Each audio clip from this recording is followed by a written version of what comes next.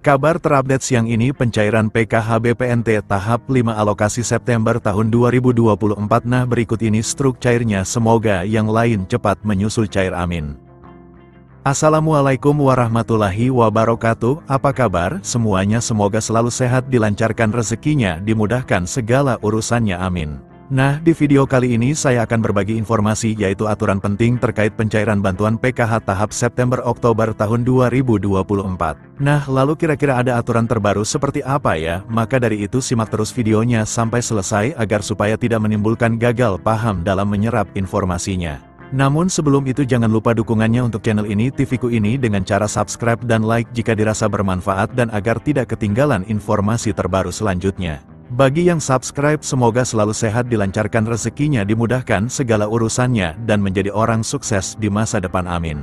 Nah oke, langsung saja berikut ini terkait peraturan terbaru pencairan bantuan PKH BPNT September tahun 2024. Nah perlu diketahui bahwasanya pencairan bantuan PKH di tahun 2024 itu masih sama ya, pencairannya melalui kartu KKS dan nominalnya pun bisa berbeda-beda ya, tergantung komponen yang dimiliki. Nah, selain itu juga sudah ada peraturan yang sudah ditetapkan dalam hal pencairan PKH di tahun 2024.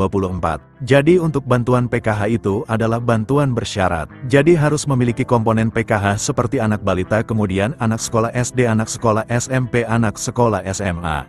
Kemudian penyandang disabilitas berat dan juga komponen PKH lansia, serta komponen ibu hamil.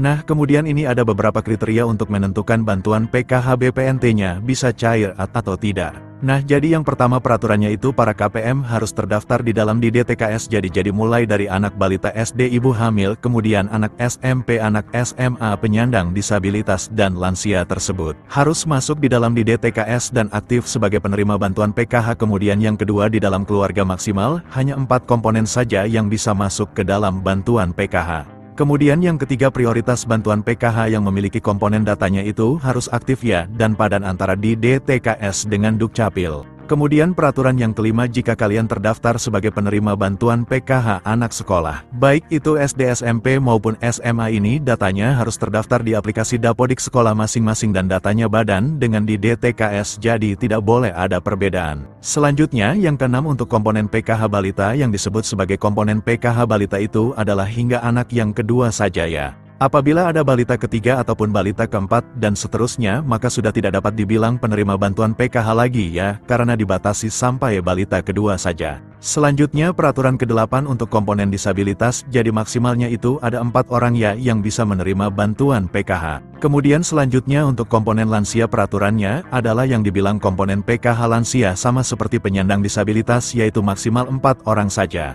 Kemudian peraturan selanjutnya untuk komponen lansia tersebut itu usianya harus mencapai minimal umur 60 tahun ke atas. Selanjutnya untuk komponen cucu itu juga bisa masuk ke dalam pencairan bantuan PKH asalkan lolos sebagai penerima dan memenuhi persyaratan. Kemudian peraturan selanjutnya untuk komponen ibu hamil, jadi yang dianggap atau dibilang komponen PKH ibu hamil adalah hanya sampai kehamilan yang kedua saja ya, jadi apabila memilih yang ketiga kalinya atau keempat kalinya itu sudah tidak bisa dapat bantuan PKH. Kemudian juga memiliki anak yang normal, yang bersekolah di jenjang SD, sedangkan untuk yang nominal penyandang disabilitas dan anak sekolah SD itu nominalnya berbeda-beda, lebih besar penyandang disabilitas SD. Maka yang masuk komponen PKH adalah komponen disabilitas yang didahulukan, jadi sudah jelas, yaitu adalah peraturan bantuan PKH di tahun 2024. Sementara untuk jadwal pencairannya jika tidak ada perubahan akan dicairkan di antara bulan ini atau Oktober tahun 2024. Nah berikut ini KPM yang sudah cair KKS-nya, nah berikut ini saldonya cair segini 400.000 kemarin ya, daerah Jember Bank Mandiri cair KKS-nya, semoga yang lain menyusul cair, amin. Nah sekian dulu informasi ini, semoga bermanfaat bagi semua. Assalamualaikum warahmatullahi wabarakatuh.